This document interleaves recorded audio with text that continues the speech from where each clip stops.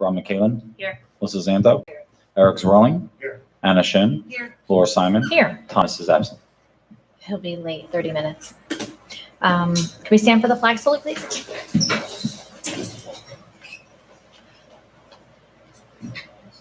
Allegiance to the flag of the United States of America and to the republic for which it stands, one nation, under God, indivisible, with liberty and justice for all.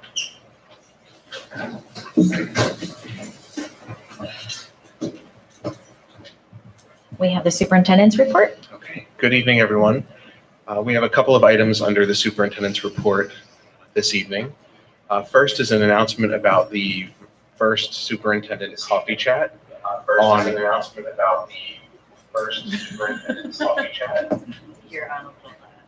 On October 9th at 6 p.m. here at the board office. We'll be hosting the first coffee chat. The topic will be safety and security. And I plan over the course of the evening to review with those that attend some of the safety and security projects that occurred this summer, like the phone and camera updates, visitor protocols, our relationship with law enforcement now that I'm here, and the walkthroughs that were currently underway with the county prosecutor's office as well as the State Department of Education. So if you're interested, we'd love to have you attend. Do they need to RSVP? Yes, so there's a flyer that is going out and there's an RSVP on the flyer. So if anybody would like to attend, it'll be out in one of our Genesis blasts. Any other questions? Second, we received federal funds through the ESSA grant. This is Every Student Succeeds Act, formerly NCLB, formerly ESEA. So we are required during a public meeting of some sort to provide some information about our grant funding. So I'd like to turn it over to Dr. Brown and Ms. Pouch to give some information about our ESSA funds.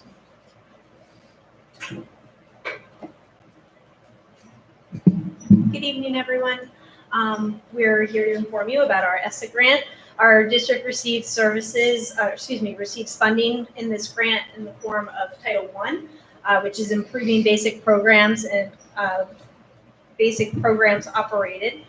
Title II is teacher and principal training as well as recruiting. Title III is grants and subgrants for English language acquisition and language enhancement. Parents are encouraged to be actively involved in the education of their child, and they have the right to the access of highly qualified teachers in our district, the Parent-Student-Teacher Compact, as well as the parent involvement policies. And all of this information can be located on our ESSA resources page on the district website for full explanations of each of those pieces.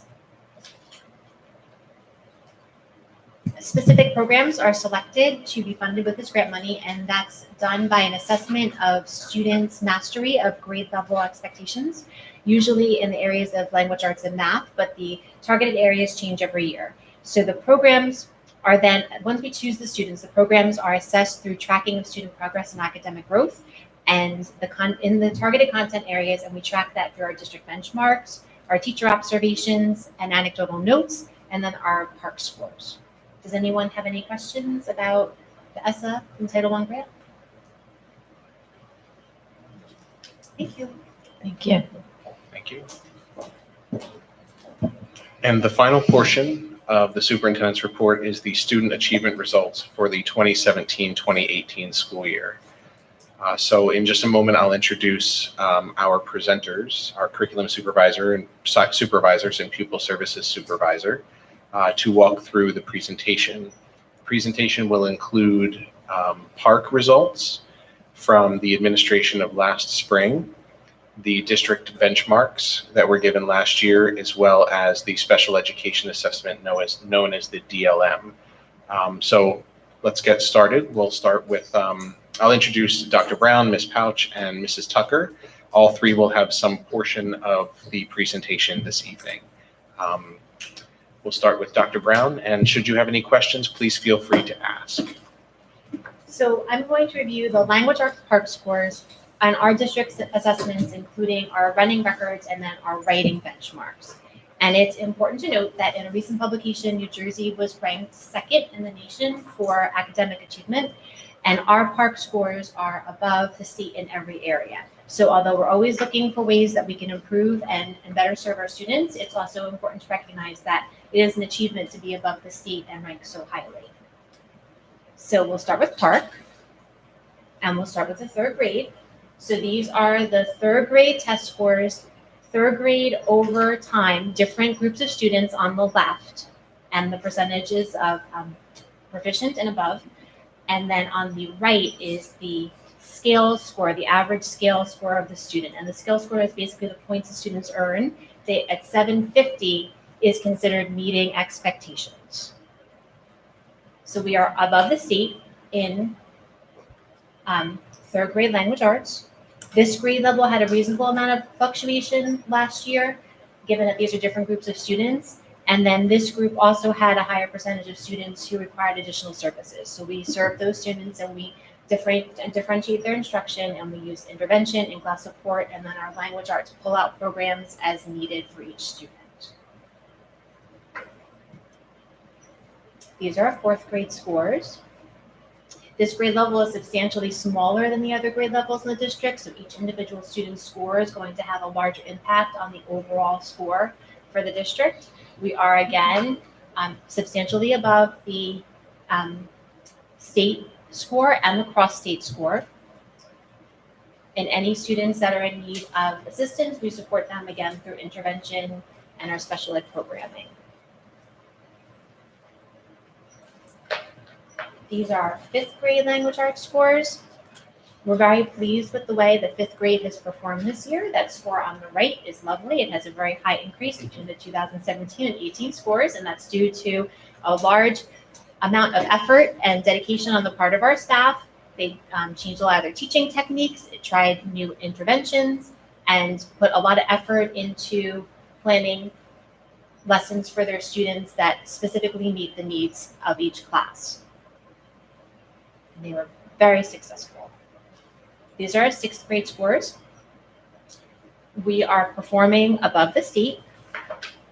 This grade level has a larger than average number that is requiring specialized services. So again, we service them through intervention and class support, pull-out language arts, and this year we're adding honors language arts to sixth grade so that we can serve those students that would benefit from an accelerated and more in-depth program.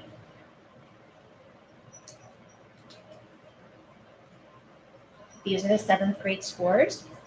Seventh grade had a lot of change last year due to the changes to our G&T program and scheduling, because we introduced a seventh grade language arts program last year. And they took all of those changes and they really made the best of them. They provided challenging, high quality instruction. They really put effort into high interest lessons for the students, and they made the best of those scheduling changes and had a very nice result. Their proficiency level is up close, hovering close to 90%, which is quite an accomplishment. And then eighth grade consistently performs very well. This is an extremely strong teaching team. They work well across grade level. And last year, if you remember, our challenge was reading in the content areas of social studies, science, and technical areas. They really worked with their grade level colleagues and put a lot of effort into addressing that, and they were very successful. Our number of those specific content area standards that we wanted to look at a second time and give our students additional instruction in were reduced by half. There were only 2 this year. Now these are the longitudinal. Students in comparison to New Jersey, is there a comparison available for the district factor group? They did not provide that for us. So these are our longitudinal scores. So these are the groups of students over time. So each bundle is one group of students as they move through the grade levels. So if you start on the right-hand side of the chart, you've got the class of 2023, and those are our current fourth graders, third graders when they took the test. The class of 2022 is our fourth graders, and the fourth grade when they took the test. And the third grade is in blue and the fourth grade is in orange. So it moves onward on towards the left. So I wanted to give you just a couple of highlights here. The class of 2022, 2021 is our fifth graders. They showed a nice improvement between orange, which was fourth grade, and then the gray bar, which is fifth grade, which matches the grade level achievements of fifth grade. And then the class of 2019, that very tall blue bar on the right-hand side for the class of 2019 was our seventh graders. They made a great amount of achievement, not only across the grade level, but also within their cohort. The class of 2020 was our sixth grade, and the class of 2023 was our third grade. And we talked about how those particular groups need additional support in order to be successful. And you can see that they're achieving at about the same levels, and that's fluctuating from the levels of the grade levels around them. So we're going to continue to support those groups with additional services. And then eighth grade is showing a trend to class of 2018 of dipping down a little bit after that seventh grade test. That's not a Readington trend, that's a New Jersey trend. So that could be attributed to a number of things. The eighth grade test has a much larger percentage of reading in the content area standards. The mindset of an eighth grader as they're in the spring on their way to the high school. The eighth grade test has different questions that potentially could be more difficult. Do you have any questions about Park scores? Just one question. Does the state produce a cohort chart like this for the state? We get that. That blue chart that we normally get that we have not gotten this year. In previous years, we've gotten a chart that showed us how they've performed from year to year, but not this year. So this was done, we had to manually do this. Right. We had to go all back through all of the data and put it together for Right. this. And we've done that, had to do that in the past. That's why Yeah. I didn't know if the state produced one or not. No. I guess, I don't know how to ask the question, but for the two grades that is requiring the additional support, is the expectation that with the additional support, that's going to get better, or are the students at such a level that it'll stay flat as they're doing now? Well, it's our goal that they're going to improve. And historically, as the students move through the grade levels, their need for intervention services decrease. So when we start providing intervention in like kindergarten and first grade, those numbers are much higher than they are in eighth grade when they leave. If I put it in a graph, it would start out really high in kindergarten and then decline as it went towards eighth grade. And when I communicate to the high school for eighth grade transition into ninth grade, they ask who continues to need intervention services. Generally, you're talking about a handful of kids, like maybe 5. Last year, it was 2. So they're not showing the need for those services anymore, and I'm hopeful that will continue at these grade levels as well. And what grade levels were these? These were This was sixth Fourth grade and and third grade. third and sixth. Oh, I'm sorry, third and sixth. Last year, so our last year. current fourth grade and seventh grade. Okay, all right. Any other questions? So the next would be our in-district assessments, and starting with our running records. So these are kindergartners. We don't test them in September when they come in because they're still working on print concepts. We test them for the first time in December and then for the last time in June. And they had a 70% meeting or above expectations when they tested the first time in December, and then about a 78% when they tested in June. And if you look at the charts, it looks like they did better in December, but the reason that's occurring and you have more below expectation learners in June is because in December they're at a level B. So on grade level, meeting expectations would be a level B. Approaching would be a level A, and you can't get below a level A. So that's why there are no below level learners in December. Now June, meeting is on either a D or an E level. So a C would be approaching, and then a B or an A would be below.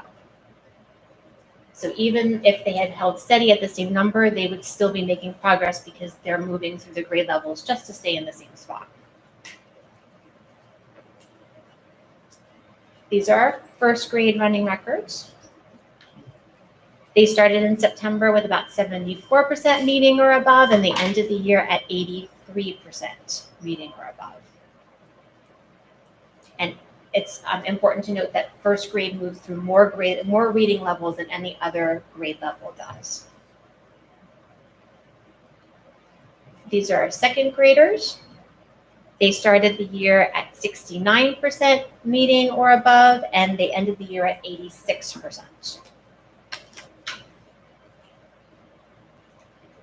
Third grade started the year at 80% meeting or above, and they ended the year at 76% meeting or above. They started the year reading at an M or an N, and they ended the year reading at a P or a Q. So even though the proficiency level, meeting or above our expectations, is slightly lower in June, these students still make growth because they're reading higher than an M or an N in June, even though they weren't reading at the P or the Q that we had hoped that they would. And these scores reflect the PARCC scores. So this grade level is finding challenge in that reading of this particular band of text complexity. So they read in the reading levels of N through Q in third grade. And third grade is when decoding becomes less of the instruction and more of the instruction is on comprehension because they've already learned about the decoding. And now they have to track multiple problems across the text. The characters are changing their character traits and their feelings as they move through the text. And it can be very, very challenging for certain groups of students to manage this type of reading. These are fourth grade running records. They started the year at 79% meeting or above, and they ended the year at about 79% meeting or above. So they still make growth because they came in reading at a P or a Q, and they came out reading at an S or a T.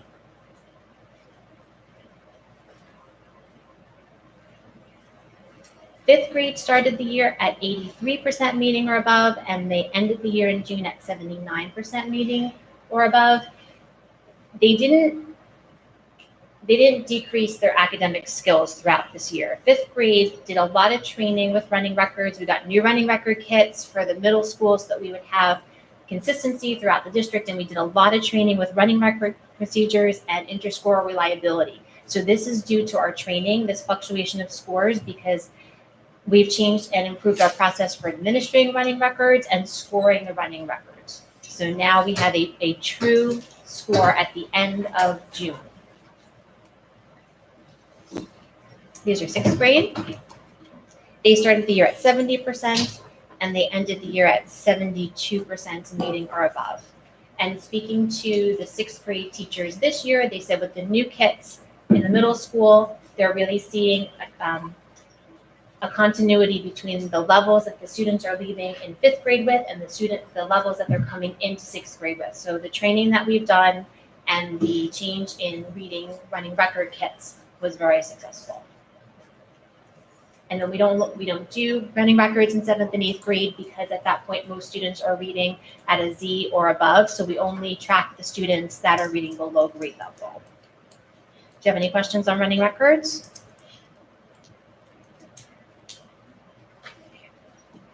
So they're writing benchmarks. Narrative, although it's in the middle, is the first benchmark assessment for writing that's given in the year. Then the second one is information, and opinion is at the end of the year. Opinion is the most difficult of the three benchmarks because it's opinion in K through 4 and then argument writing in 5 through 8. Kindergarten narrative was 71% meeting or above. That was the first assessment that they took. Information was 89%, and then opinion was 84% meeting or above benchmark. And the scores will generally increase throughout the year because the skills that they learn for narrative writing carry through informational writing and opinion. So we expect that narrative score to be a little lower because they haven't had the instruction yet. First grade, narrative scores were at 85%, informational was 94%, and opinion was 93%, meeting or above benchmark. Second grade, narrative was 87% meeting or above benchmark, information was 92%, and opinion was 87%. And these scores sometimes seem similar from grade level to grade level, but we use a rubric that has got expectations on it from kindergarten all the way through 8th grade. So although they are scored on the same types of skills, the expectations for those skills changes from grade level to grade level. So even though those scores are staying the same, the students are really showing a lot of growth. 3rd grade narrative was 71% meeting or above benchmark, information was 92, and then opinion was 86. 4th grade narrative was about 80%, meeting or above benchmark, information was 87, and opinion was 87. And then in opinion writing, you can see like there's no red bar up there because there were no below benchmark scores. 5th grade narrative was 67% meeting or above benchmark, information was 89, and opinion was 90.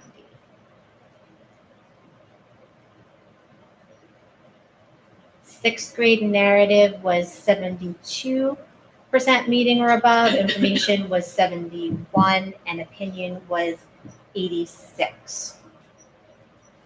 And it's important to remember that the students at this point in the year made a transition over to the middle school. So the different expectations, the different combination of classes and different teachers does have an impact on them, and they showed growth through the end of the year where they ended at an 86.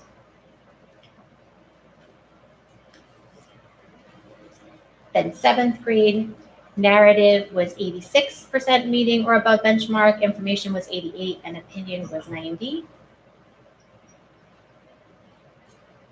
And 8th grade narrative was 81% meeting or above benchmark, information was 98, and opinion was 97. So looking at those scores like across the middle school, to me that's indicating a successful writing program because they're carrying the skills from grade level to grade level and genre to genres to the point where they're leaving 8th grade at almost 100% meeting or above benchmark. And that's how we're sending them off to the high school. And they generally are needing less and less intervention support services by the time they reach 8th grade. Do you have any questions about our writing benchmarks? Maybe. Is there a correlation between the writing and the reading? So if you look at let's look at the 3rd graders, it seemed like their writing is better than the reading part, right? The writing, Because the writing below benchmark seems very low. the writing scores, And maybe there's not a correlation to it. the writing scores are generally higher than the reading scores. And these benchmark assessments are meant to be very broad. So the students are able to choose their own topic. They're able to think about it a little bit overnight, like for the informational piece, because we really want them to use text evidence. We don't want them to make it up. We want them to do it in a more real life setting. So they may be told the day before that they're going to have this assessment. So think about your topic. You can use any resources that you like. Whereas the running record is more on the spot. Today, you're going to sit down with your teacher. You're going to read this text that I provide you, and you're going to answer the 5 questions that I ask. So the level of choice is much greater in the writing, and that does impact how well students perform. Anything else? Yeah, let me ask you this. So if you get results, for instance, like on a park where 3rd and 6th, but it's not what you would hope they would be. First of all, so the park does inform how you would go forward from there. What steps do you take? What can we take to try to improve those scores? The first thing that we do is we look at the evidence statements that we get back. So that breaks down each of the standards that were addressed and how we did in comparison to the state and to the cross state. So I would look at everything that we did that was anywhere near the state or anything that we scored on below the state. And I make a chart of all those standards and I provide it to the teachers at a department meeting. And we sit down and we look for trends. You know, is informational a problem in this grade level? Is it the reading and the content areas that's, causing a struggle? Is there something that's going across all grade levels, like theme, is everyone struggling with the same item throughout their career in school?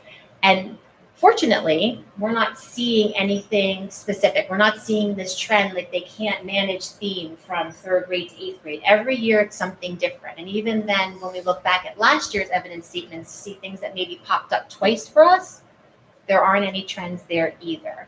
So then the next thing that we do is we look at our curriculum and make sure that everything's fully aligned, that our programs, our reading and writing workshop programs are aligned to the New Jersey teaching standards, which we did last summer when we revised our language arts curriculum. So now we know everything is fully aligned when we go into this year, and it's all very clearly spelled out.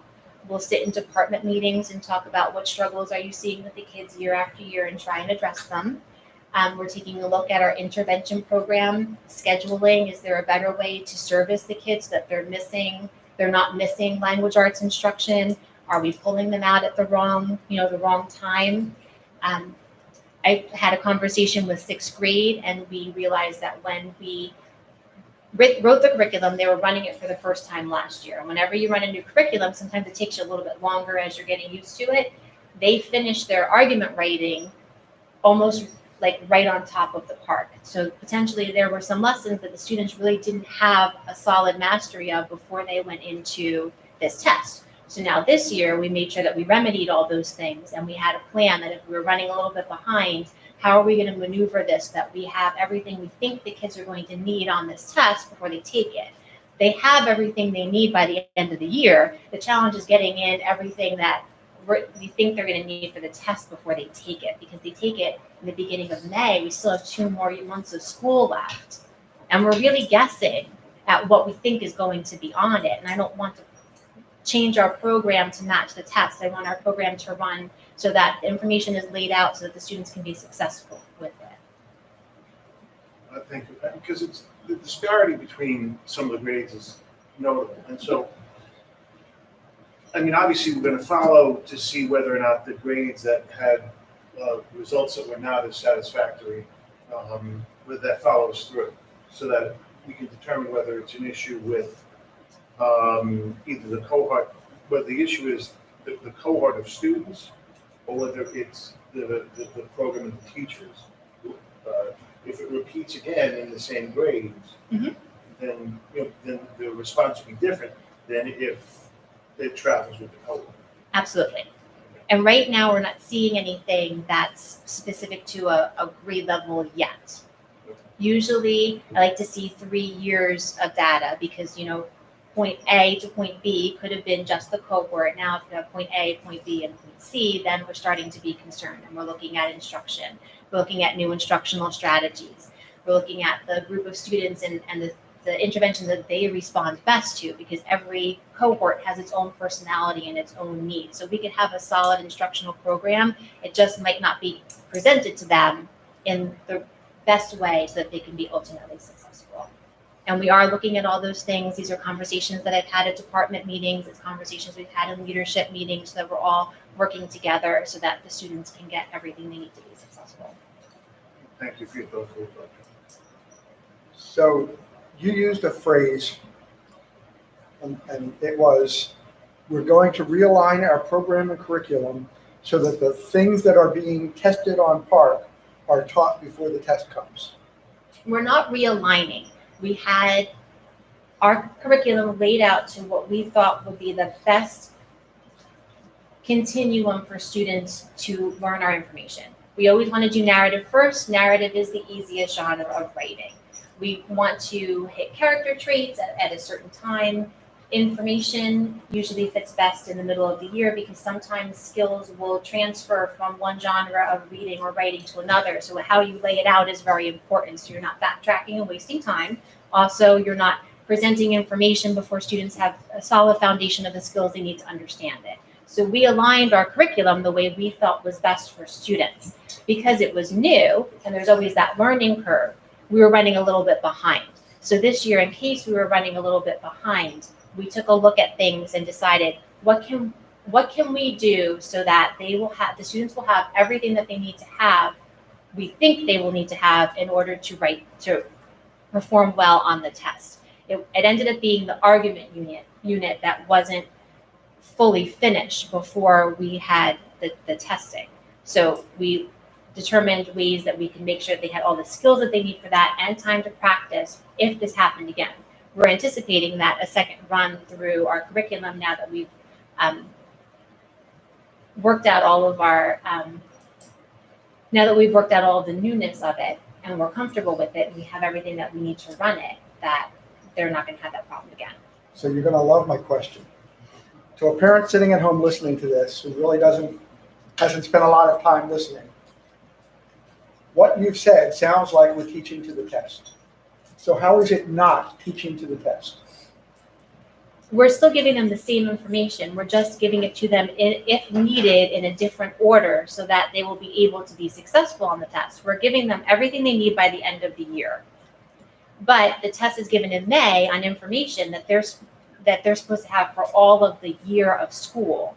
So we have to pick and choose how to align that information so that they can, one, be successful with the content, and two, be able to take the test. But what it sounds like to a parent is that we are aligning the information we are giving to match the test. In other words, we're trying to align our test score, our performance to test score, based on what's going to be on the test, not on what a student needs to learn. If we were doing that, then we would have aligned our units to the test from the beginning. We aligned our units to what we felt was appropriate. We ran into a minor problem last year, so now we've created a solution in case we run into that problem again. Okay. We're not changing our content, and we're really not changing much of the order that we teach it in. We're just ensuring that they have everything they need before they take the test. And then we move forward and revisit that information again after the test. Okay. Anything else?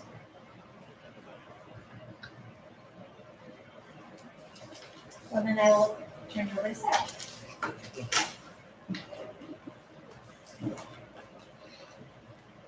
Good evening, everyone. I'm here to share the mathematics portion of our presentation. We have PARCC scores to look at, as well as our fact fluency results and our in-district end-of-the-year tests for our different grade levels.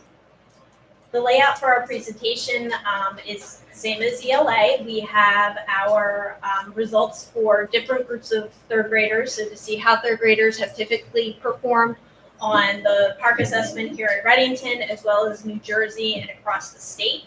On the right side, we have the mean scale score to see the average test score for those third graders. Obviously, these are the same third graders from the ELA section, so this is the same group that has a higher percentage of students who are requiring additional services or interventions.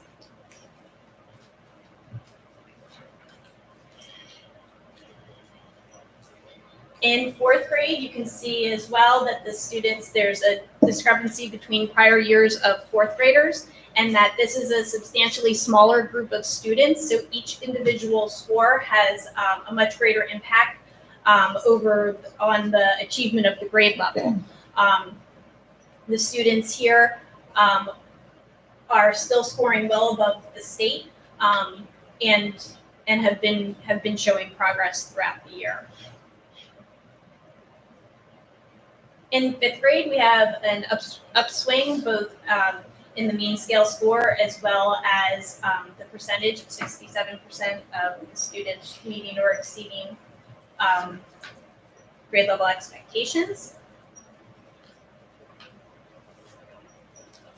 Sixth grade has held very consistent over the years, which is an indication that the scores holding steady are an indication that the curriculum and the quality of instruction is very high.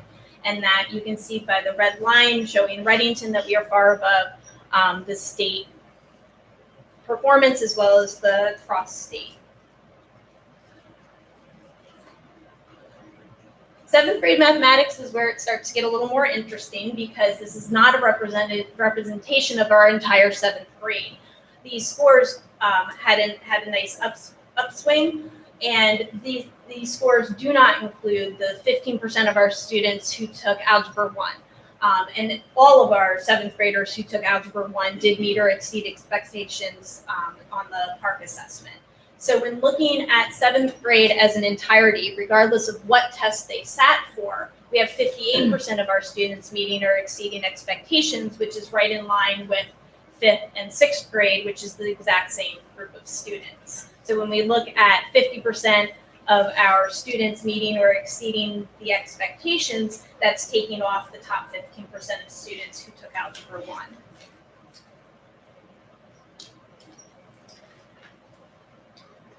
And in 8th grade, that gets pulled apart even further. So when we look at our 8th grade scores, we can see that from our beginning point to now, we've had a tremendous increase in the improvement of the scores of our on grade level 8th grade students.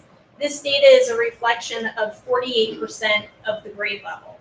33% of our 8th graders took Algebra 1 and 19% of our 8th graders took Algebra 2.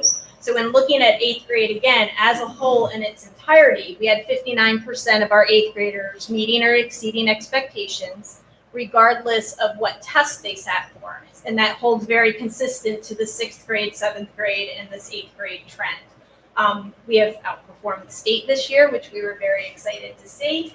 And this is another group that receives additional support. Freckle is an online assessment tool that we can use that is adaptive and diagnostic to help teachers provide differentiated instruction for exactly what that student needs. This group also receives intervention, in-class support, as well as pull-out math programs and special education. Sure. So these numbers look, I mean, I see how when you add in the folks who took Algebra 1 and 2, it changes. Is that true for the New Jersey numbers too? Because those numbers are really small, 28%. Yes. Exactly. The state is struggling just as we are, trying to find an accurate representation of 8th grade, because there are districts across the state who have students in Algebra 1, Algebra 2, or geometry. They're not, they put a little disclaimer at the bottom of all their New Jersey scores saying, this is not a reflection of all 8th graders. There are several students taking Algebra 1, Algebra 2. And they also do not provide student growth percentiles for those teachers, because they're recognizing that there's something wrong if in the entire state you're only getting 28%. You're down on our Algebra 1 and Algebra 2. Thank you. Thank you. So in Algebra 1, this is a combination of our 7th and 8th graders who take Algebra 1. These scores, when you look at Readington scores compared to the New Jersey scores and the cross-state scores, these aren't the scores comparable to other 7th and 8th graders. These are the scores comparable to sophomores and juniors taking the exact same test. So we're very proud of our 92% passing rate for Algebra 1, and that's 47% higher than the state passing rate. In Algebra 2, this is our smallest, probably our smallest cohort of students. It looks like a dramatic drop from the 97% last year to the 89% this year, which still far exceeds the state achievement. However, the difference between our 97% last year and our 89% this year is 3 students.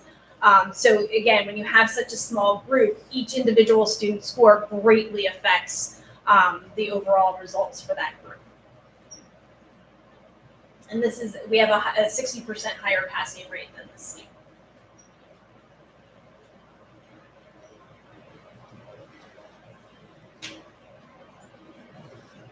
Questions? So back to on grade 8th grade, on level 8th grade math. The 27% represents 27% of the students who took the test, or 27% of the students in 8th grade? Nope. So we have 48% of our students taking on grade level math. It's 27% of the 48%. So about half of our 8th grade So students. 48% is roughly 100 kids in the current 8th grade. Mm-hmm.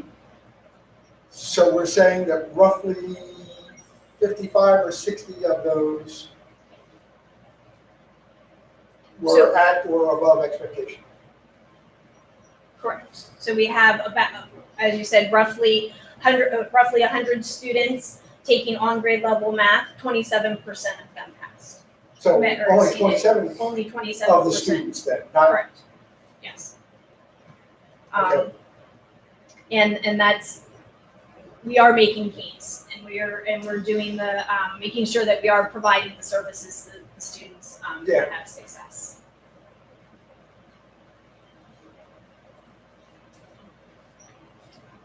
Next is looking at the longitudinal scores for mathematics. And again, this is unfortunately not as, the data we have isn't as clean as ELA because of the groups of students that we're pulling out. Nowhere on this chart does it show our Algebra 1 and Algebra 2 students.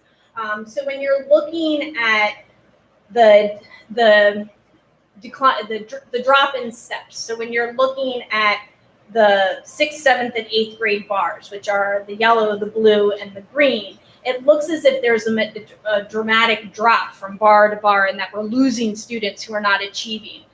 And that's not what's happening. What is happening is that we're pulling out students to take another test that isn't reflected in this data. When you look at the class of 2020, you're looking at 4 different results for the exact same group of students. And you can see that they're holding that trend, and that they're very, very close in their performance as a cohort from year to year.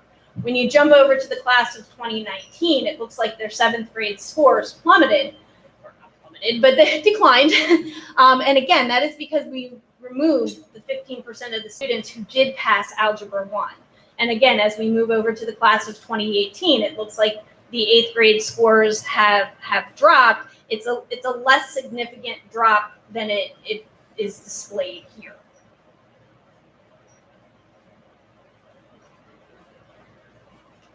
Questions on the longitudinal?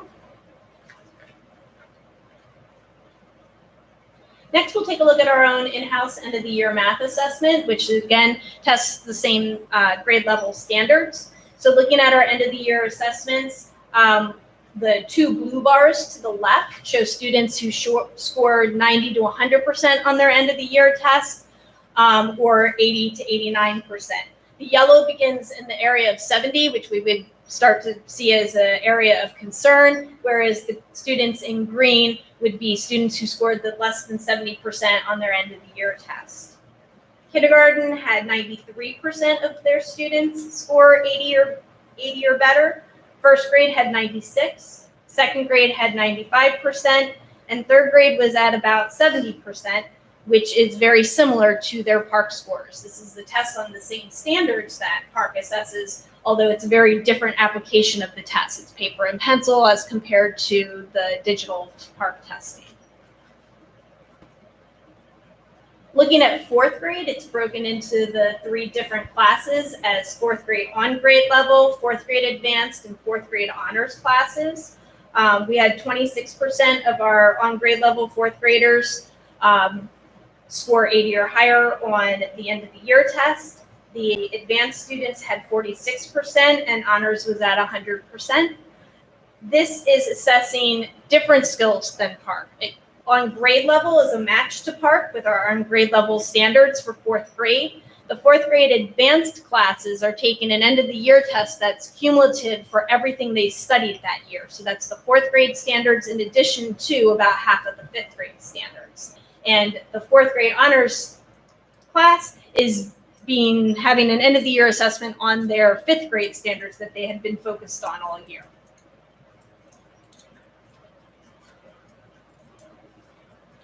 Looking at 5th grade, we have the same breakdown as on grade level, advanced, and honors. We had 52% of our on grade level students scoring 80 or above, 85% on the advanced classes, and 87% in the honors.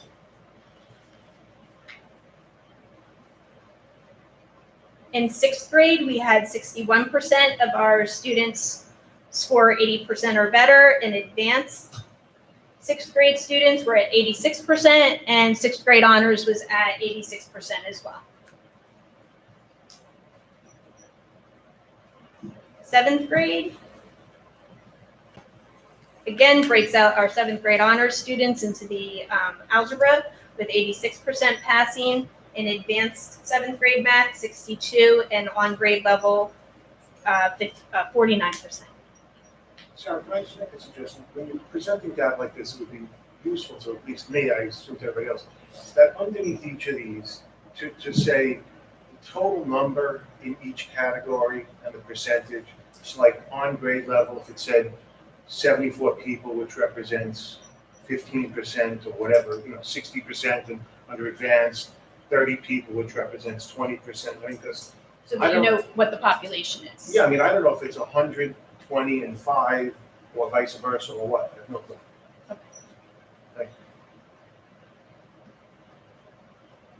And our eighth grade end of the year results have 44% of our eighth graders scoring 80% or higher on their end of the year test. In advanced eighth grade, that's Algebra 1 is 53%, and honors Algebra 2 at 82%.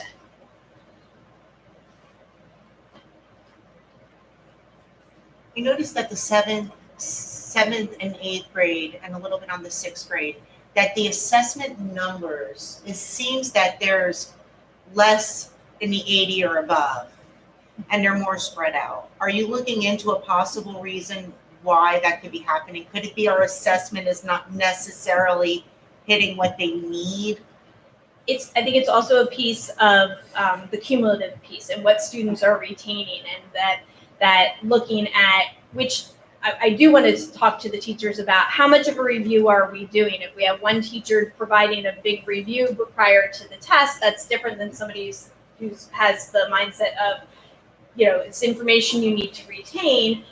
Doesn't matter that we did it in September, you need to know it at the end of the year as well, which is very true, but I want to make sure that it's being administered consistently. And I also think, to go along with what Eric said with like the percentages, maybe if you have an on grade level, you have the Algebra 1, Algebra 2, but I think to footnote that they're being tested on those specific things to show that it's very heavily 3 different assessments. It's not like the park where they sit down and the majority takes the same test regardless on if you're advanced or not. It's correct. The only thing they have in common is the name of their grade level. Yeah.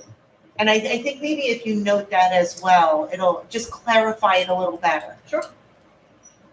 This was last year's? Yes. So those 8th graders on level are up in the high school? They're up in the high school, correct. So I just wanted to just, what percentage of 8th grade is on level, and what percentage is either at one of the 2 advanced or honors?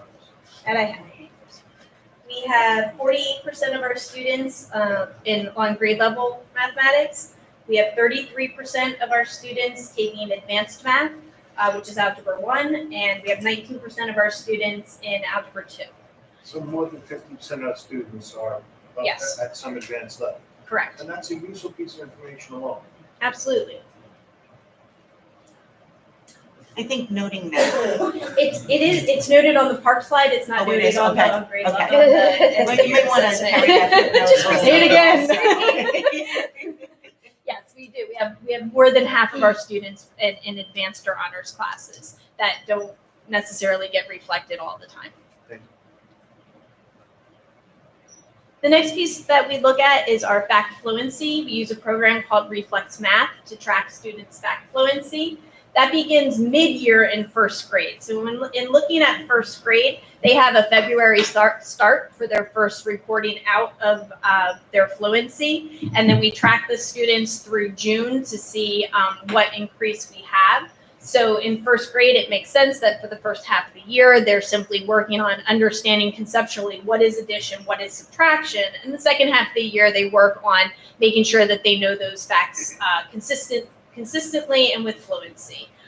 So in June, we had 56% of our first graders showing 100% fact fluency, and that's an increase of 44% from where they started. In second grade, we have 89% of our students showing fact fluency. And in third grade, there's the switch from first and second, focus on addition and subtraction. And in third grade, They focus on multiplication and division, specifically 0 through 10. And we have 90% of our third graders leaving with their facts fluent in June. In fourth grade, that switches to multiplication and division up to 12. So there was an increase in the percentage as well as the requirements. In fifth grade, right where we would want students to be, we have 98% of our students leaving fifth grade fluent. For the students who do not leave with their facts fluent in fifth grade, we continue to provide this program to them in sixth grade intervention. And we have 88% of our intervention students showing fact fluency. We don't have a starting point because we let them roll over from wherever they left off in fifth grade and continue their way through. So one comment, column to the far right, could you relabel that as increase from starting fluency? Because I was reading it like the chart was backwards. Yeah. And they started at 44% and went to 56. Oh, yeah, no, it was 56, and that's up 44. Once you use the words, I got it. But looking at the chart. And that concludes our math information. Is there anything you would like me to address? And Sarah, to the point of the advanced opportunities students are getting here, I just want to say that my son, who got his mathematics roots here in the district, just got accepted for a master's in applied economics at Hopkins. So thank you for this Good to district. hear. So this year, students took the NJSLA-S for science, and the New Jersey Student Learning Assessment for science. Very little to share. It was a true field test. They are not releasing any results. So 5th and 8th grade students participated in the field test. The goal was to vet questions, work out kinks, work on timing. So we had to witness all of that firsthand. I keep asking, really? We're not getting any? No, nothing. And no, nothing. So we have no scores to present. 5th and 8th grade will take the test again this year, and that will be our baseline. And then we'll be able to see our performance with that baseline data next year.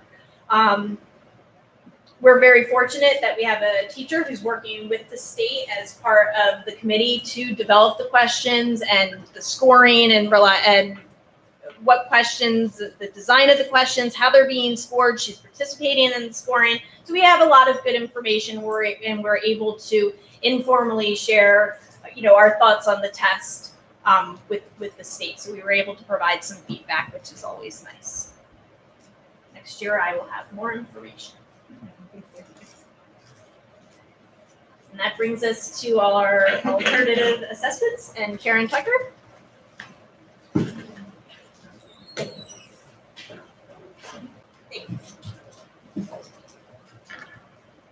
Good evening. So I have a very small but distinguished group to speak to you about. So this year, our district provided the alternate assessment, which is called the DLM, or Dynamic Learning Maps, to 16 of our students. Dynamic Learning Maps is similar to PARCC in that students take the test online, just like their peers do. They take it individually with a teacher and over a longer course of time than students take the PARCC. So our kids taking PARCC usually take it in 5 or 6 days. The window for DLM is about 5 weeks. So the teachers could give one section, continue instruction, give one section, and they gauge how the kids are doing as they give the assessment. So if the kids seem overwhelmed, they can break it down a little bit more. The interesting thing is our 4th and 5th graders, historically, including this year, love it. When they finish taking it, it's like a challenge for them, and they'll say to their teacher, can we DLM today? Like even weeks after the test is over. So many of our kids don't find it stressful. They really enjoy it. Just like PARCC, the DLM measures skills measured by the New Jersey Learning Standards. So if a 4th grader is taking the 4th grade DLM, the skills measured are are linked to the proficiencies that the state requires for general education students. Okay, so they're assessed in English language arts, mathematics, and our 5th and 8th graders are assessed on science, and I do have results for our science kids. And they are rated as emerging. Their skills are emerging. Their skills are approaching the state target. They're at the state target, or they're measuring in the advanced level. Now, on this particular test, I'm not going to show you any fancy graphs. I can't compare grade level to grade level because it's an individualized test. The teachers input a student profile. The test design creates the questions that the students will take. As the students answer questions, the complexity becomes more difficult if they're correct. And if they're incorrect, it readjusts back down so that we can get a measure of the student's true or probable skills at the end of this. One second. Yes. Those numbers do not include our outplaced students?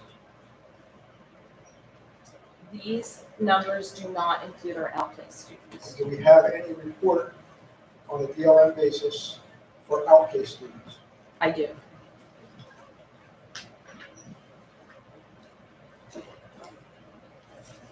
So for our in-district students, these are the 3rd, 4th, and 5th grade scores. So our 3rd grader really rocked it. The student was at target in language arts and had advanced skills in math. Our 4th graders, we had students in the emerging, approaching, and at target categories. And in mathematics of 4th grade, one student had emerging skills and 3 were at target.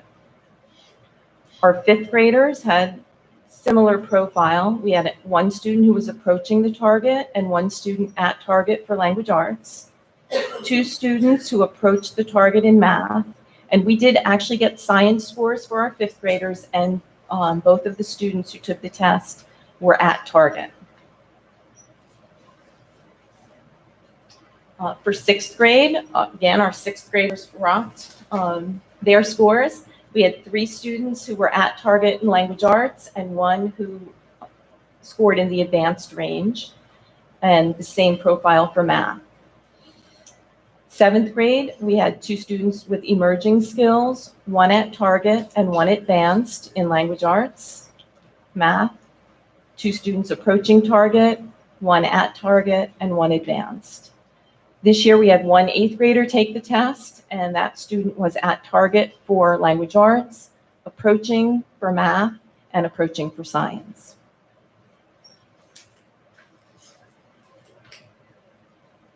Questions?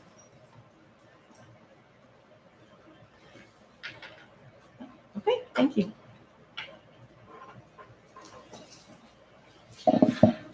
So thank you very much, Mrs. Tucker, Ms. Pouch, and Dr. Brown for being here tonight. And thank you for providing the board with our student achievement results from last year. Unless there are any questions or any additional question, that concludes our superintendent's report. Okay. Thank you. Thank you. We are now open to the public, limited to action items on the agenda. Not hearing any. We didn't have correspondence since our last meeting. Moving into administrative reports and then minutes. Can I get a motion to adopt 2.01 to 2.02? So moved. Seconded. Okay, are there any questions or changes that are needed on the minutes? Not hearing any. Can I get a roll call, please? Wayne Doran, Yes. Ray Egbert, Yes. Carol Hample, Yes. Rob McKeown, Yes. Melissa Zanto, Yes. Thomas Wallace, Yes. Eric Swirling, Abstain. Anna Shin, Yes. Laura Simon. Yes. Passes. Finance and facilities, can I get a motion to adopt 3.01 to 3.03? So moved. Second. We had a report that went out this afternoon. Yes. The committee met yesterday in the morning. Basically, Mr. Race, facilities manager, briefed us on the capital projects, the RMS bathrooms, the HVS walkway and lighting. Those projects are materially completed, just some punch list items. The security cameras, those additional cameras have been added. The new telephone system upgrade is installed, fully functional. The other projects, the RMS stairs, those have been repaired as well with some minor punch list items. And then the White House kindergarten hallway, where the carpet was removed and replaced with vinyl flooring, is completed. Mr. Race is also reviewing a couple hallways and 3 bridges in RMS to complete a similar project, basically taking the carpet out and replacing with vinyl flooring. Mr. Race also informed the community about the HVS track. Due to all the rain this summer, several spots have eroded. The maintenance department's filled in the spots and regraded. Mr. Race is going to research paving or other options and then and compare the potential costs for that compared to maintenance costs over the past 3 years. Air quality and building cleanliness. There were 2 RMS classrooms that were found to have some moisture issues. Mr. Race is attributing this to the high humidity levels this summer and also having the doors open during the construction process, like the bathroom renovations, just messing with the humidity levels in the building. That's been mitigated. The air quality is going to be retested in 2 weeks. The air units have been tested and are operating correctly. And then, but this, Mr. Race is going to review summer cleaning procedures, basically clean the rooms, and then, and then throughout the summer, go through the classrooms to make sure there's no moisture issues before the start of school. And then he just wants the staff has been alerted, just to alert Mr. Race immediately if there's any perceived water damage in their classrooms, so that he can take care of the issue quickly versus letting it sit around for a week or so. Security and safety. There was a security walkthrough conducted on September 17th with administration, along with Chief Greco and Kevin Bird with the Hunterdon County Prosecutor's Office. There were several recommendations, both district and school specific. And Dr. Hart's going to combine these recommendations with the prior town hall discussion items, and then this will provide them a better implementation timeline. The committee discussed the renewal contract for group long-term disability. The RTEA, the retro payments, as we've discussed before with the pensions, inadvertently not being withheld from those payments. Those payments will be recouped by the district over the next 2 payroll cycles. And then for employees not with the district anymore, there's remaining, those are being invoiced separately, and there's a remaining $750 to be collected. We looked over or discussed the bills list. The committee's recommending approval of the bills list, and then also recommending approval of the remaining agenda items tonight on the agenda. And the next meeting's planned for October 30th. Got 2 quick questions, Ray. First, I don't want an answer now. Is on the new phone system, the committee should discuss the pros and cons of whether there's a panic button on. I read the minutes with saying dial 911, or whether there should be a 1-dial panic button, but that should not be discussed here in an open meeting. It should be discussed maybe executive, but I want to say what I was thinking about. Okay. Second thing, the retesting of the air quality in the rooms that were affected by the humidity, I assume that's testing for mold spores.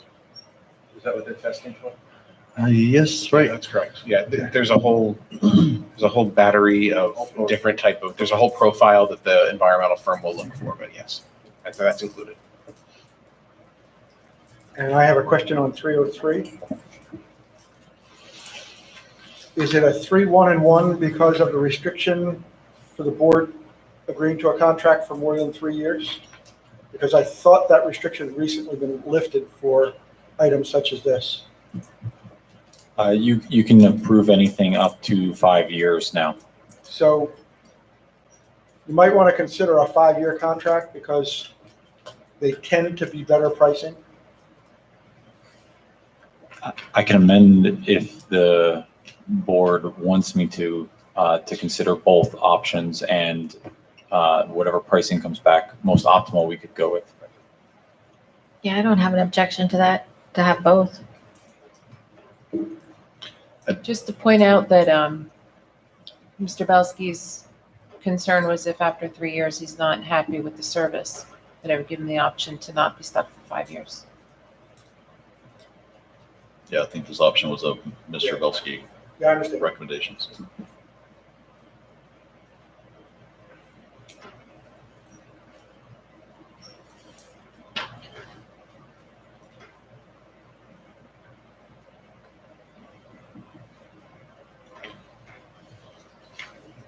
To make an amendment, you would need to make a motion and second.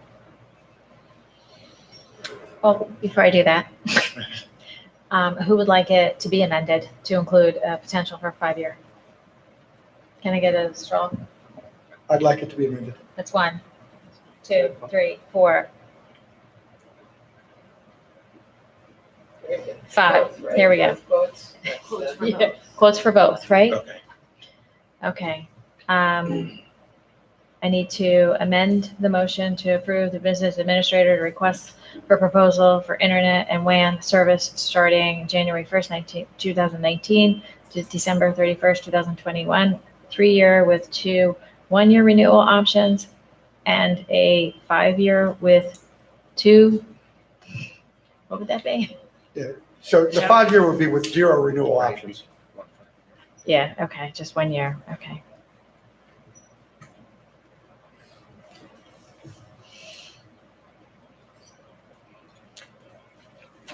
I need a motion. So moved? Second. Okay. Are there any other questions on finance and facilities?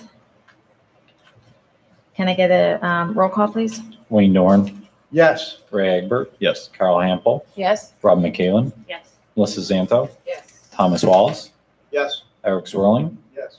Anna Shin, Yes. Laura Simon. Yes. Passes.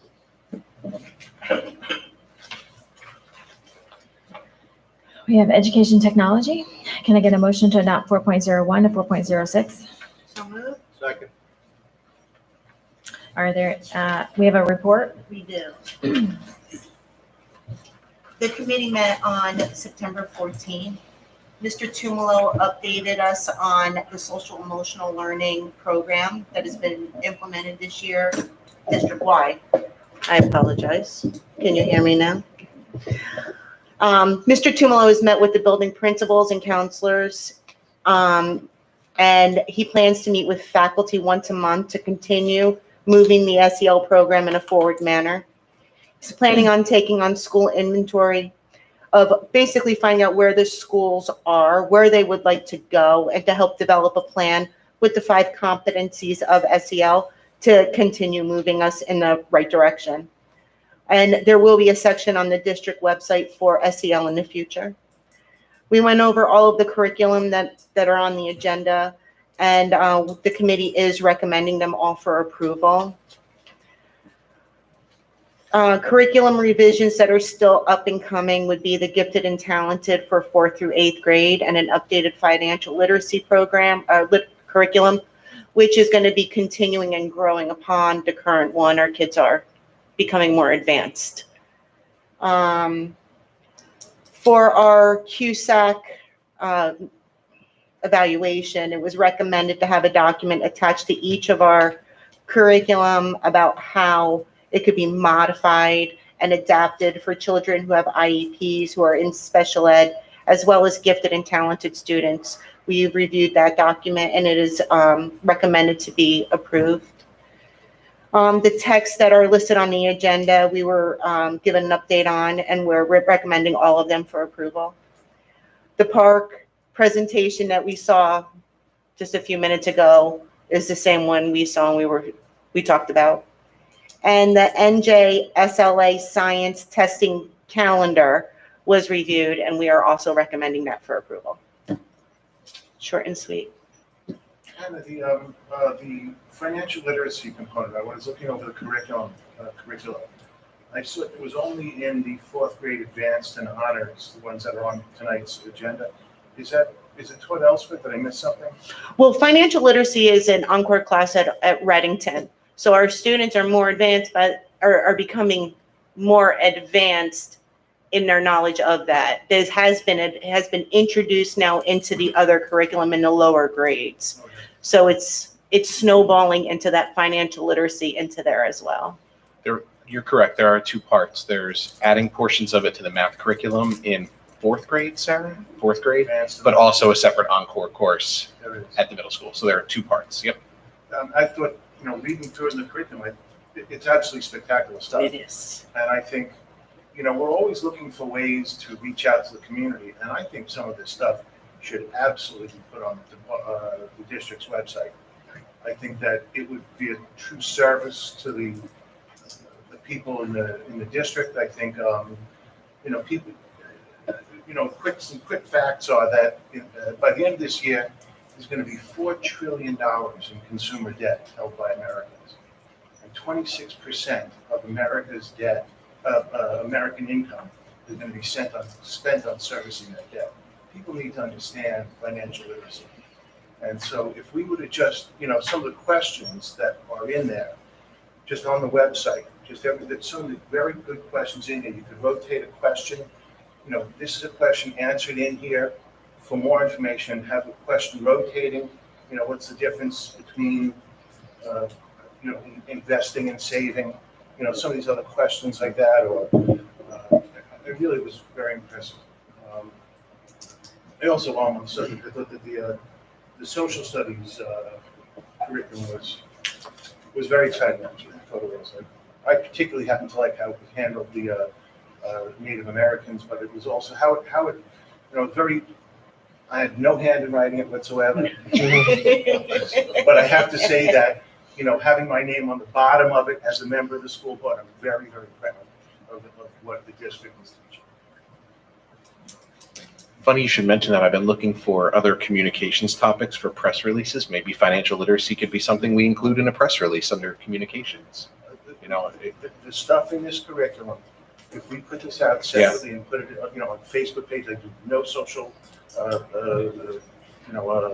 media, whatever. But I think that we're really doing a service to this community, putting some of this stuff out there. Thank you. Are there any questions on the minutes or the agenda items? On item 4.06, the cost to parents. Is that a transportation-related cost or a fee associated with the event? Or a combination of both?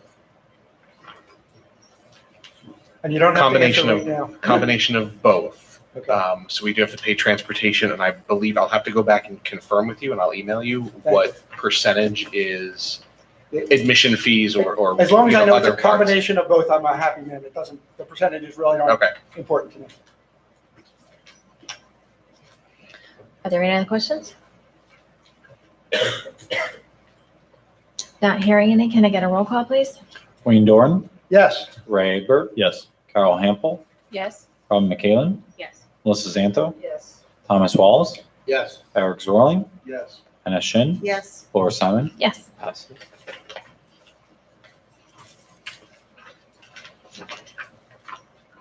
Personnel, can I get a motion to adopt 5.01 to 5.10? So moved. Second. Who said that first one? Was that Tom? Either one of us. Yeah. All right. We also have a report in personnel, right? Yep. Okay. Yeah, our last meeting was September 11th, following the regular board meeting. Dr. Hart provided the committee with an update of open positions within the district that had been filled and those that remain open.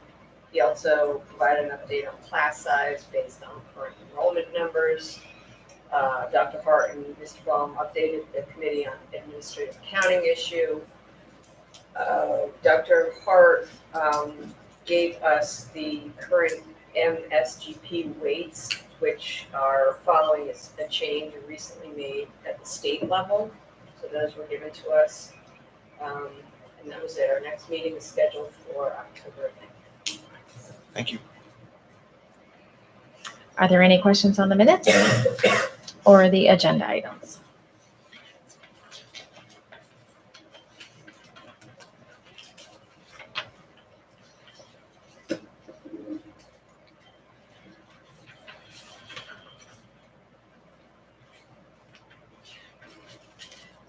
I would like to recognize that one of our network administrators has submitted his resignation, and I would just like to say thank you and wish you well in your next endeavor.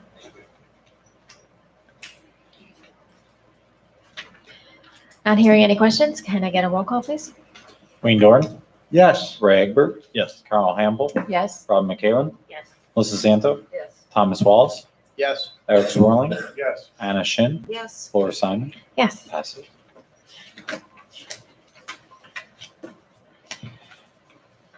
Communications. You didn't have a meeting, right? After. And there's nothing, yeah, okay, so we have nothing to report. Is there any unfinished business that you would like to bring up? Not hearing any. Any new business from the board that you want to bring up? We're getting very close to workshop. Yay! Okay. And now we are open to the public. It could be on or off the agenda.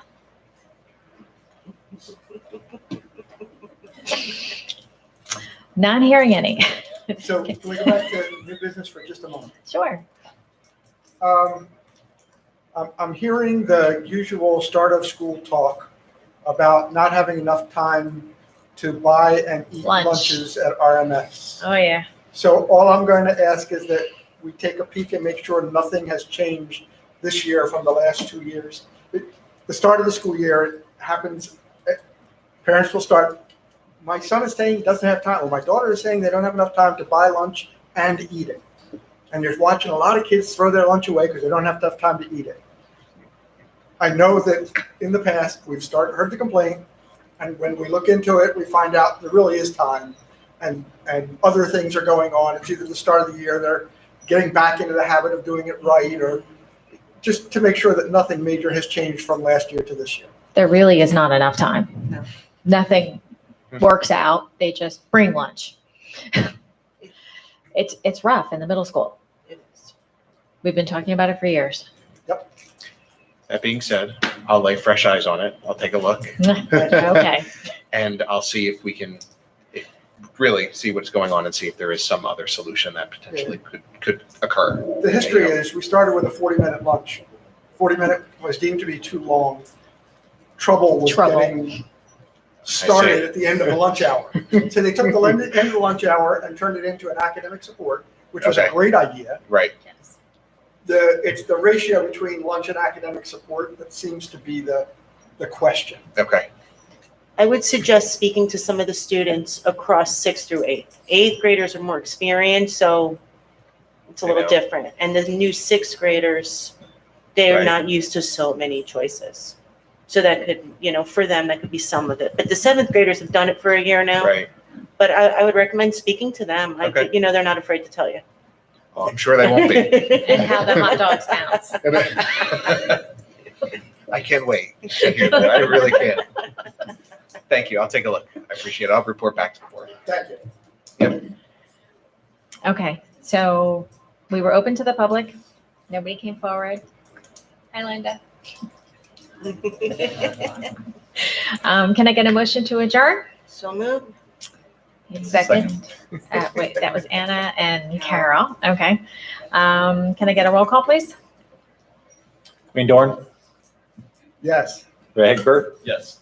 Carol Hamble, Yes. Rob McKalen, Yes. Melissa Santo, Yes. Thomas Wallace, Yes. Eric Swirling, Yes. Anna Shin, Yes. Laura Simon. Yes. 8:19.